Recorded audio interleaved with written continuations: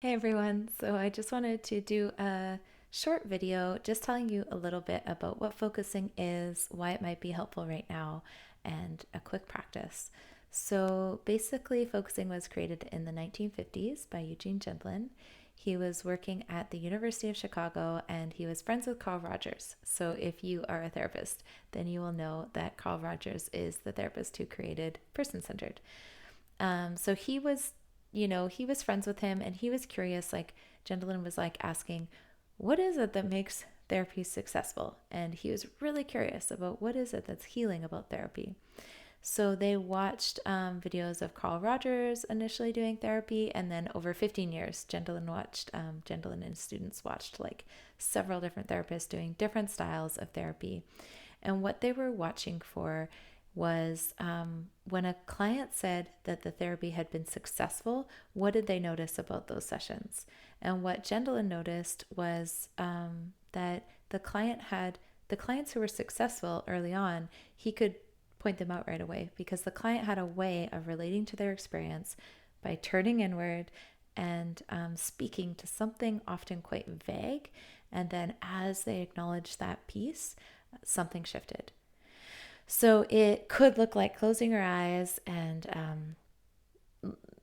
wrestling a little bit with finding the right words to put to this vague, ambiguous, unclear felt sense. So this is his language, felt sense.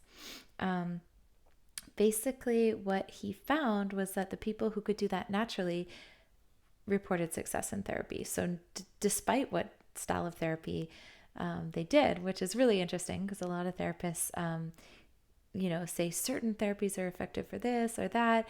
And there can be this whole intellectualizing around therapy, which can be kind of a bit distracting sometimes from those actual moments, regardless of the style of therapy or even the therapist. Funny enough, even whether the therapist was empathic or how empathic, didn't actually play into the end results. They actually found that people who did well in therapy were doing their own work in that sense, and they were able to touch base with that implicit feeling, so the feeling they didn't yet have words for, and they were able to shift it by finding words.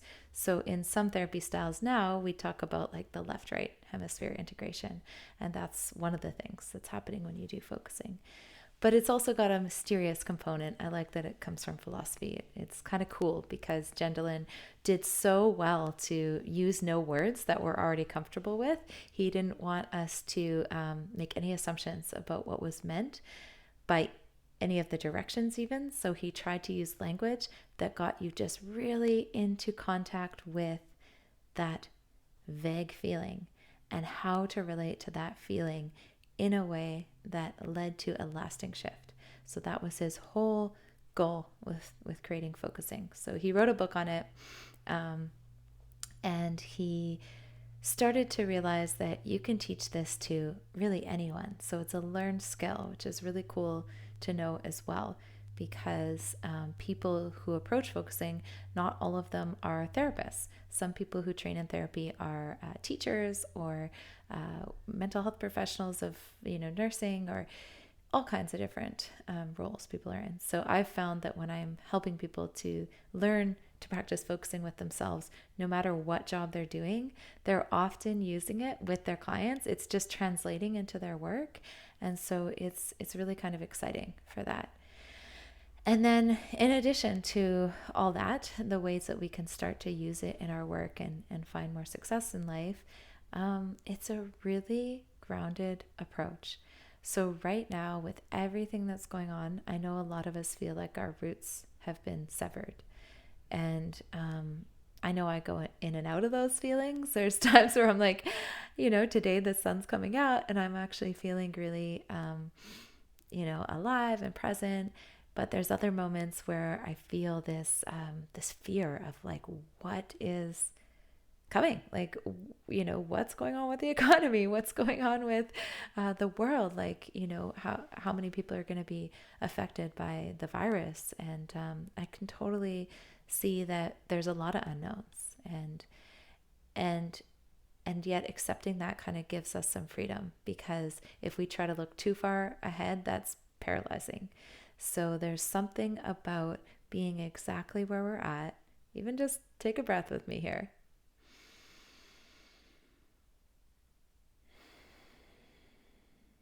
Just being here. Just being in the nowness. And as you're just here with your breath, with this moment, knowing that there's nowhere else to be, there's a little bit of freedom, or you might feel a little bit of freedom. You might come into contact with something else, and then you can say hi to that too. Whatever's there, just notice.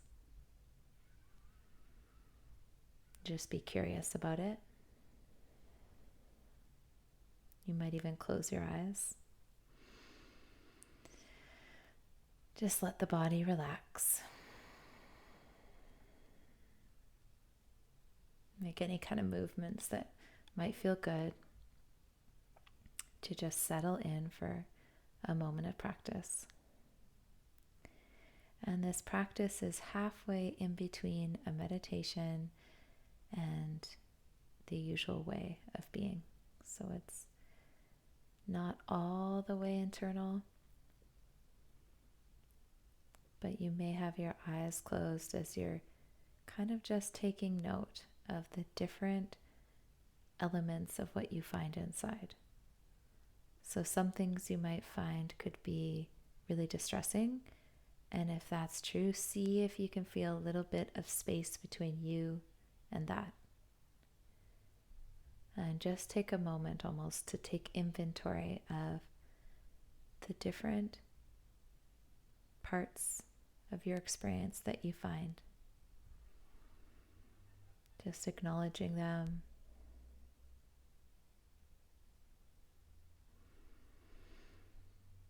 Just breathing. Maybe a little bit of space between you and that, if it's something that's just too much to go into. Or even seeing if you might be able to place that thing outside of you, almost like you could place it on a table in front of you.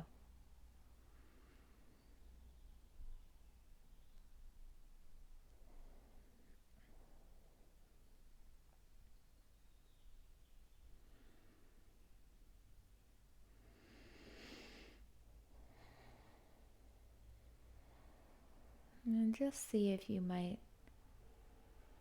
now be a little more clear, a little more spaciousness. And from that place, you might asking in, is there anything between me and feeling perfectly okay?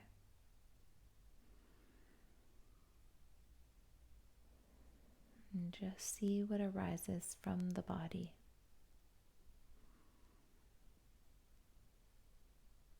Might be a word, might be a vague sensation or image. Just be open and curious as to what comes into your awareness. Probably at the center of your chest or the center of your belly or somewhere in between.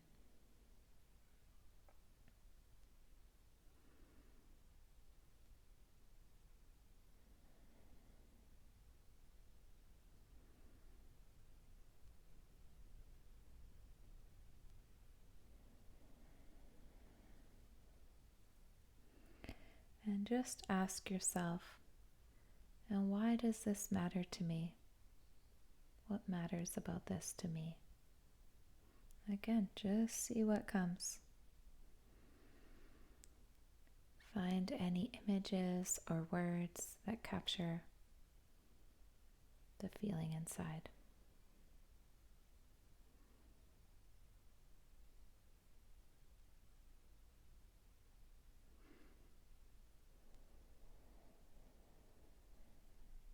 And when you get a feeling and a word that just fit right, your body just goes, yes, that's it. When you get that word that fits the feeling just right, then, you might even ask yourself, what would it look like if it were okay? Is there anything that this feeling needs to even be just a little bit more okay?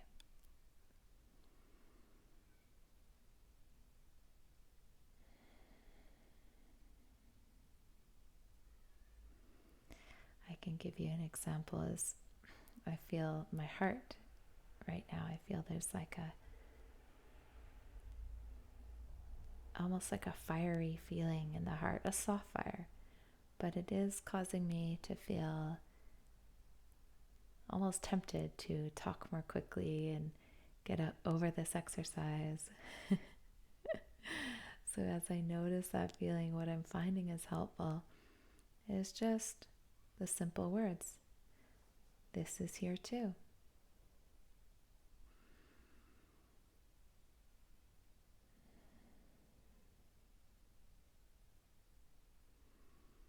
And I noticed that I almost had some tension in my jaw. It was like it was almost clamping me back from saying more.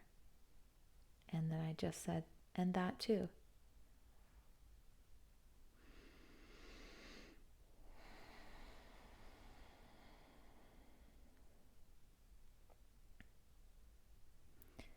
So just see what came or what comes as a bodily sense, an intuitive feel of all of this.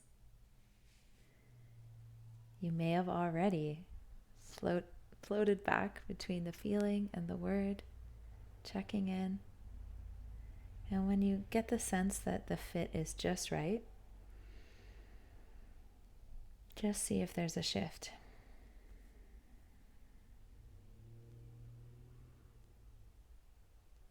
And if no clear step forward came with that shift, you might also ask yourself, is there any step, even a small one, forward that would bring me closer to how I would like things to be?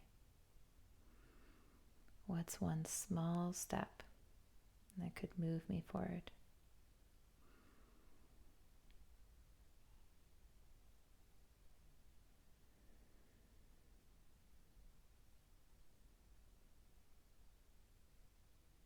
And just follow whatever comes. Let it unfold.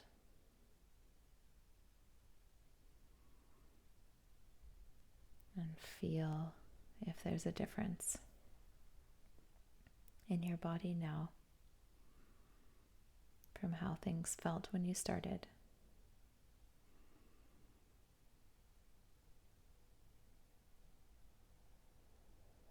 And when you're ready, end the focusing session for today. Coming back to the room and just taking it in with your eyes.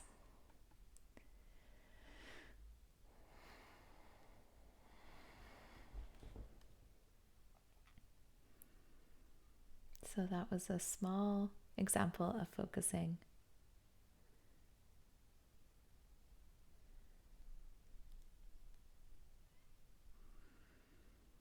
A simple practice.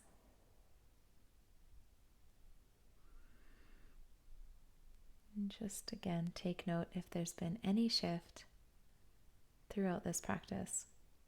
Maybe write it down. And my hope is that you may feel just even a little bit more supported with where you're at, or just a little bit more self-regulated.